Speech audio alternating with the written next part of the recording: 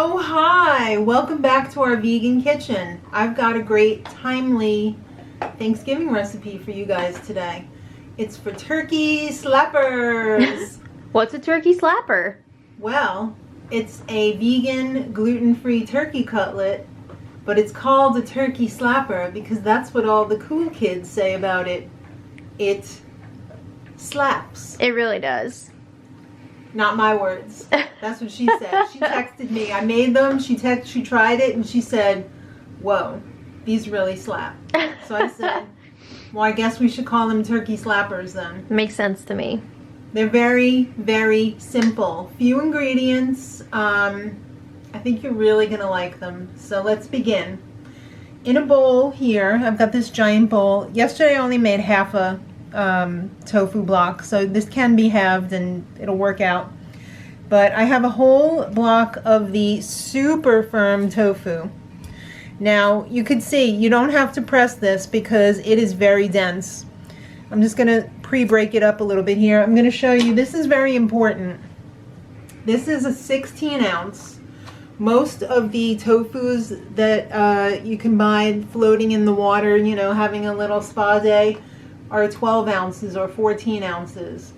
This is 16 ounces pressed. So I would say if you can't get the Nasoya Organic Super Firm, shoot for a package and a half of the extra, you know, the firm tofu or the extra firm tofu. This is super firm. This is one level, whole nother level. So, and I would press it. This I didn't have to press because it's so dense already. The other one, press it or let it sit out for a few hours on some paper towels so that that water can pee out of the tofu. So I'm using the whole block today.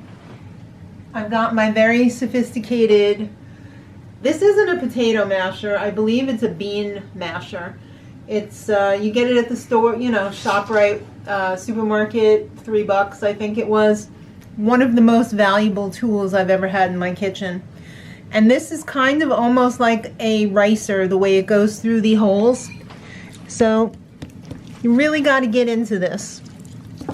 You know, throw your whole body weight into it. This is a whole workout. It's a workout. It is, but you know what? Don't do it in the food processor because it's going to come out way too smooth. We kind of want a little bit of texture in there.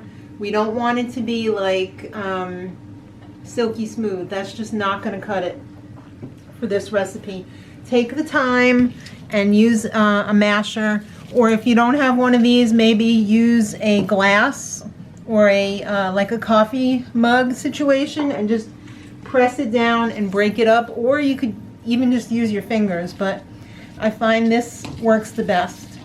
So let me just get this mashed up and we'll be back with the rest of the ingredients. Alright, so this is a blank canvas. I just finished mashing it up. No big pieces. Dog's drinking. Double That's drinkers. a must. Oh wow. Okay. That doesn't happen all the time. Lie. It does happen all the time. Alright, so since turkey is kind of like a fattier meat, we're going to add a little bit of oil. It's kind of necessary. Sorry, whole food plant-based, no oilers. We're just going to add a little bit. But we're not going to fry it. We're going to do it in the air fryer. So consider this like the oil of the dish. So we're just going to do 2 tablespoons. And this makes 6 cutlets, so when you spread out those 2 tablespoons over 6 cutlets, it's not too bad. I mean, yes, I understand if you don't want to add it, but it's just, it'll still be good. It's just not going to be as good. Then we're going to need some flavor in here because it's tofu. It's like a sponge that you buy in the supermarket. So we just have some poultry seasoning. And then we have some Mrs. Orrington's, no, we have Orrington Farms. You always do that. Maybe there'll be a Mrs. Vegan is Fork one day, bouillon powder. And we have, you know, we have the Orrington Farms bouillon powder. If you can't get that, I would recommend that, but if you can't, use like a, what's that one that's like a miso paste? Or you could use just miso paste. Like a teaspoon to 2 teaspoons of miso paste, depending on how salty you like it. So that's the dry flavoring. And then to help bind it up, because we can't use gluten, I would normally use like a Vital Wheat gluten in there to bind it up. We're just going to use some chickpea flour. So now instead of mixing this, we're going to mash it in with the masher. So this is just going to take a minute, and it's still going to look quite coarse, but when you squeeze it together with your hands, it will stay. But trust me, mix in the seasoning completely with the potato masher, and then we'll wrap it up. Alright, we got the air fryer warming up over there, preheating at 400 degrees. These are the spring roll wrappers that I use. They're rice paper, and I just realized I only have 2 left. Uh-oh. The big ones. But I have the small ones, so you can make, it doesn't matter, you can make smaller size too. You could probably even do like little nugget sized ones if you wanted. You can cut the wrappers in like 4 and get 4 nuggets out of each, you know, wrapper. So we're going to use tahini as the coating for the outside of the wrapper so that it gets a little crispy on the outside. So probably use about a tablespoon or a couple of teaspoons, up to you. I'm going to mix this with a little bit of water just to thin it out a little bit. There was a lot of oil in there, not much tahini. Probably use about 3 tablespoons of the water. I'm just going to use my fingers because they work really well. And if this gets dried out, you know, just keep adding a little more tahini and a little more water. I don't want to like overwhelm it all at once. So what I do is I just get one side wet and I flip it over and let it sit in the water while I'm getting the mixture together. So about a handful size of the mixture. Squeeze it together. Any shape you want. You can get creative and make like a cutlet shape. I want these big ones to be pretty big, and then we'll make the other ones, you know, a little smaller. So you can tell when the when this is soaking up the water, it's starting, you know, to get pliable. We want it a little bit more pliable than this because we're going to have to fold it. And it will get more pliable as it's sitting there too. So this is how I fold it. I put it in the middle, I go over one side, and then I follow around like a steam bun almost. Oh. And squeeze out the excess water. And then I put it seam side down on my air fryer tray. So let's just do another one. I get one side wet. Whoops, I have a rip, that's okay. Flip it over, let it get wet. Get my filling together.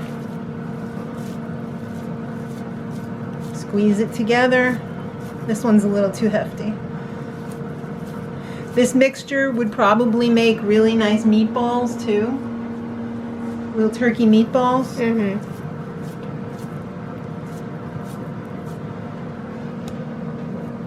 You don't want to make these too big because they tend to get a little bit dry when you're eating them and they're hard to swallow. You don't want to choke.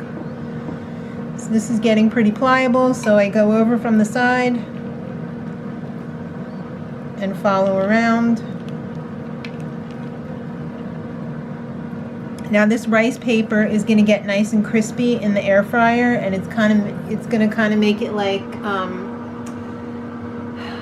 roasted turkey because it's going to get a little brownish. Squeeze it out. Put it on the tray. Alright, so I'm going to fill up, it's going to be 2 trays because I can't get all of this on one tray. And then we'll be, check back when it's time to pop it in the oven. Alright, we got them all packaged up. I'm going to do 1 tray at a time because I don't want to crowd them. I want them to have maximum crispness. So this one's going in for 10 minutes, 10 to 12 minutes I would say. Flip it halfway. Hello. And then this one, same deal. so we're gonna pop this in.